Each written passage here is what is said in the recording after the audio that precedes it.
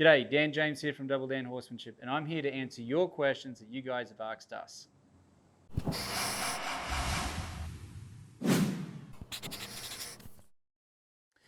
Treats and being hand-fed. Man, this is always one of those touchy subjects because there's people that are such big advocates for it and so many people that are against it. And if I'm just being honest, I was one of the people that was against it. Now, let me clarify that. When I say against it, I was against it in the form of taking a hand treat, clicker training, anything that was coming directly out of my hand to the horse's mouth. I'm going to come back to that here in just a moment.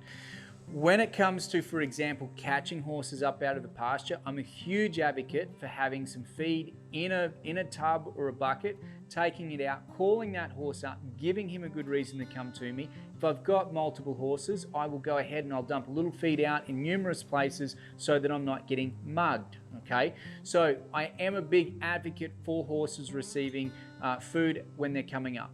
If I'm traveling early mornings or any sort of long distances, I'm also a big advocate for being able to put feed into the feed mangers when my horses are getting on. Again, day after day when they're traveling long trips, gives them a great incentive to want to hop on that trailer when they first get on. Now, let's circle back here to the hand treats or to clicker training.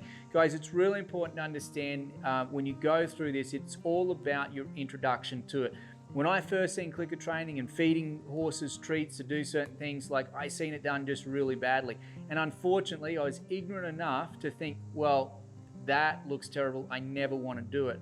Since getting maybe a little older and a little wiser, I've opened up to see how these things can be, very helpful in certain situations.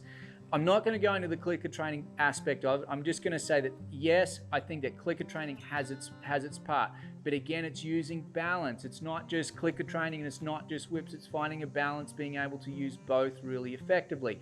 When it comes to the hand treats, again, for me, it always comes back to the horse has to remain respectful. Who's moving whose feet?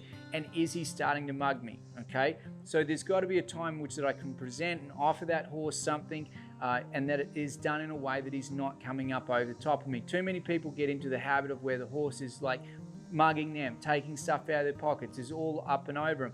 And that's why that I would personally, in most cases, would rather, if I'm going to use something like that, to use out of a bucket. Now, the other thing you've got to take into account here, and I'm going to go back and I'm going to use this little story about when I came across these dogs and some dog trainers up in Connecticut, and they were telling me the differences between having play drive and food drive. And what they were talking about is the dogs or the pups that were motivated by play and the ones that were motivated by food.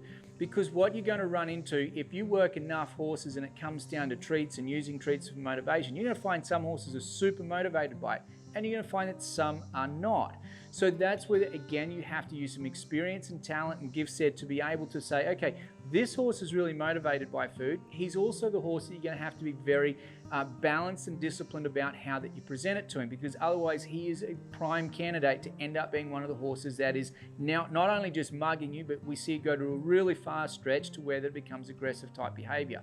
So that those balances have to be there, okay? So then we have the horse that is not motivated by food. You're going to have to be able to work through with him on how do I help get the message and that across for a horse that is not motivated by food. Both are equally great horses to learn from onto how to work through those differences.